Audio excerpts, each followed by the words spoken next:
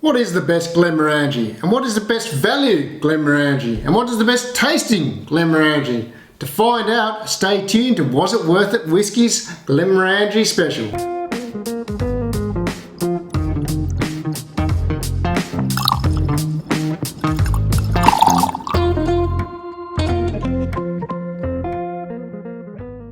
So we're going to start off with the basic, the Glenmorangie Original, the one we can find everywhere. The 10-year-old, 40 ABV. I believe it's matured in American white oak. Very light colour. Well, not very light, but it's a nice light golden colour. You can see. The nose. I get a light nectar, you get peach, all that real light fruitiness going on. I do get a bit of raisin in it as well. It's very light and fruity and fragrant.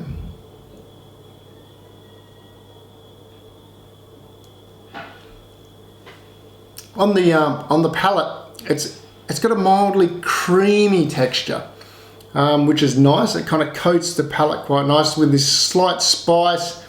I get a bit of an apple and an oak spice, and then the vanilla just carrying through it. It's quite easy to drink. I think for even someone who doesn't drink a lot of whiskey, I think it'd be easy to drink. A good one to start them off on as well.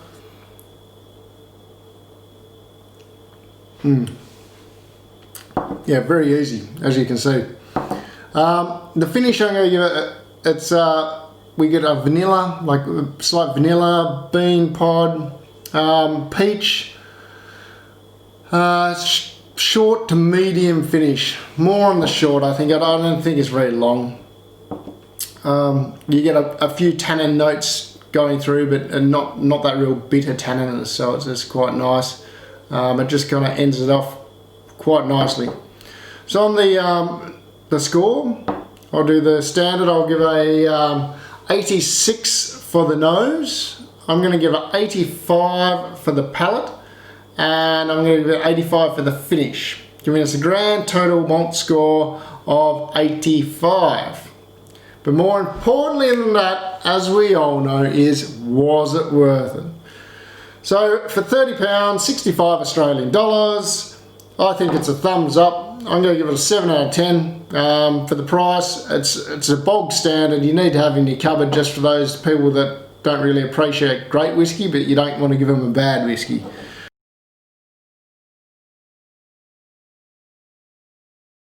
The Glenmorangie Lasanta 12-year-old sherry cask finish. So it's a 43 ABV. Originally it was aged in American oak bourbon casks and then whacked in the sherry cask to finish it off. So we'll give it a go. Straight on the nose it's quite a beautiful nose. I'll give you a heads up.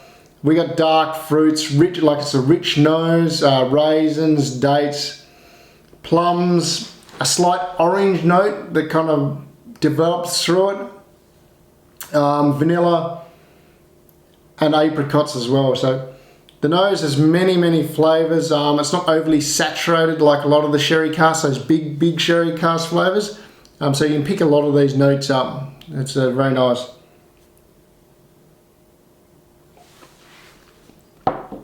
On the palate, it's a smooth, very smooth, creamy palate. That flows into cherry, raisins, and caramel. So the palate is very nice, kind of just wraps your mouth in a little velvet cloth, I guess.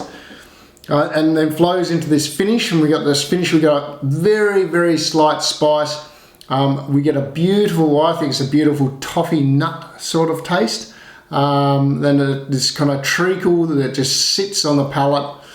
Like I said, even on the palate, the finish just kind of wraps the mouth up, and like you taste it in every part of your mouth. So it's really nice. Finishes a medium finish, medium maybe to long. So it just develops. It doesn't develop any of those bad, nasty flavors neither. So you don't get any of those bitterness or those tannins that develop after time. It just sits there and then slowly just disappears. But it's a beautiful finish too.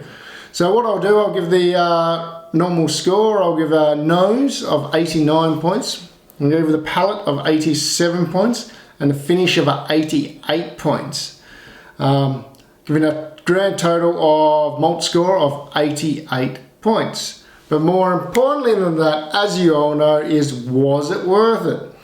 So £40 or 90 Australian dollars. If you're into sherry whiskies and you want something smooth and beautiful, it's a thumbs up. It's 8 out of 10 for me. It's a great one to have on your shelf for those sherry hits. By no means a sherry bomb, but strongly sherry influenced.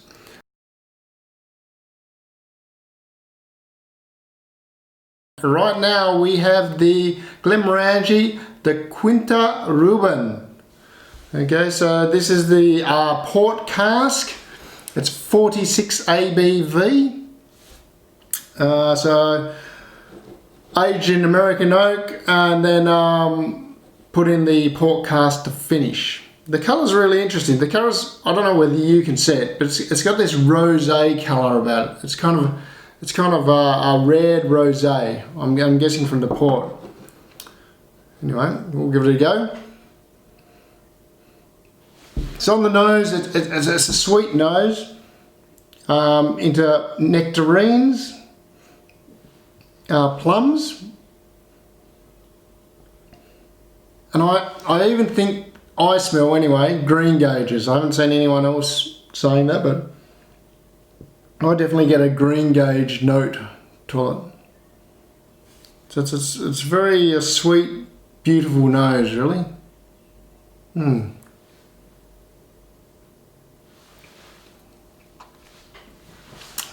So on the palate, it's soft and smooth, caramel and plums. That's what I get from the general flavour of the palate. It's like intense flavour, but it's light, if you know what I mean. So it's definite flavours and smooth and soft. Coats your tongue. It's a nice palate.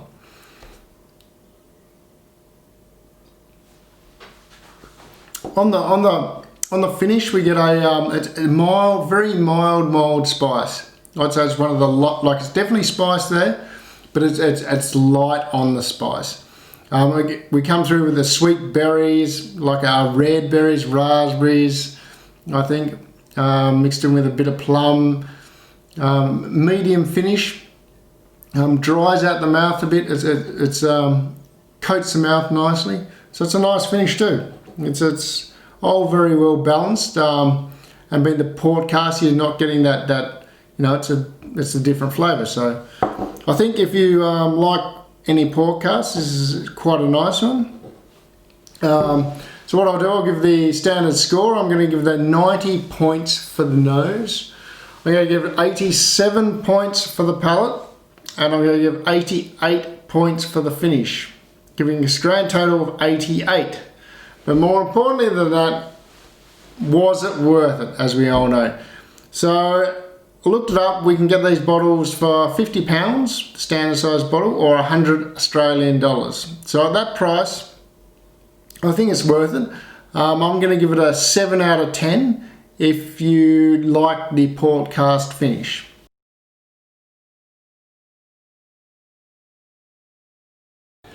We have the Glenmorangie Nectar DOr. It's a rare cask, finished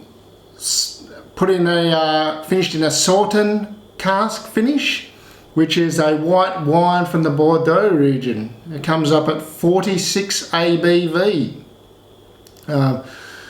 So they call it their rare cask, their special cask. So let's see how good it really is.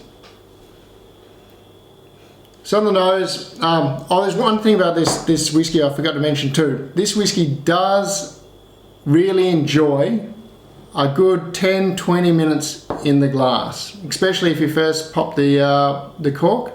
Let it sit in the glass and it really develops its flavours a lot more. So I've had this in the glass for maybe 10-15 minutes.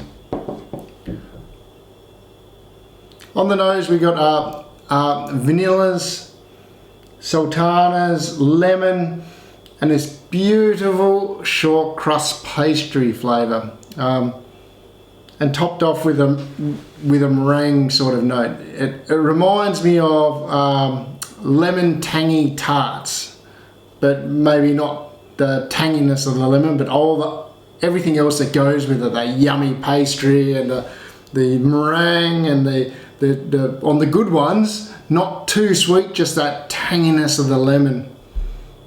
It smells beautiful, just like that. Reminds me of that.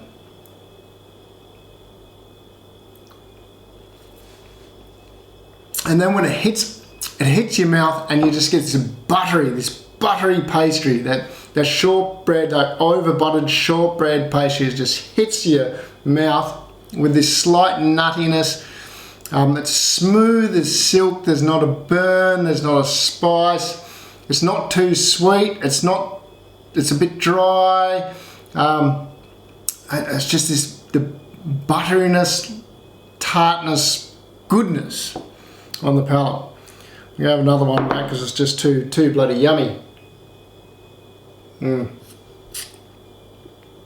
This is the shiznigs, this stuff. So the finish, we got this buttery pastry still. It finishes, so that pastry just flows right through it, right through the finish. Hits into a bit of nutmeg, which goes really well with that pastry and the meringue notes, and then the meringue just wraps it up again on the finish. So it's one of these, well, it is a whiskey that all the flavours just follow right through from the nose to the palate to the finish. Not like these other ones that have this great nose and you get so excited and then you taste it and you go, oh, a bit less, and then the finish and you go, oh. This is completely the opposite. The nose sets you up for exactly what you're going to get, and you get it right through. That finish is still going. It's a long finish as well. So an excellent whiskey. I love it. Now I'll give the usual score for it. I'm going to give it a 92 on the nose, and this is a bit different. I'm going to give it a 95 for the palate, the pastry, and and the way it just wraps around your whole mouth. It's so worth it. And the finish, I'm going to give 95 on the finish, just the way those flavours just embed themselves through and just keep on going and going, and you just taste and taste, and it's just, for me, it's just like biting down on a lemon tart, but nicer, with whiskey involved. So anything with a whiskey involved is nicer than a lemon tart on its own. So that gives us a total of 94 points for the malt score, which is an excellent score. Oh, but more importantly than that is the was it worth it score. Now, of course, if this was $500 or more, it mightn't be worth it. But it's not $500 or more. You can actually pick this up for £50, £50 to £60, or 110 Australian dollars. So to me, that makes it very well worth it, and it's going to be a double thumbs up, and I'm going to give it a 9 out of 10 straight up, and it deserves it. It's a great whiskey. It's one that I'll keep in my shelf, and will continue to do so. So chins up, have a crack, and till next time, adios.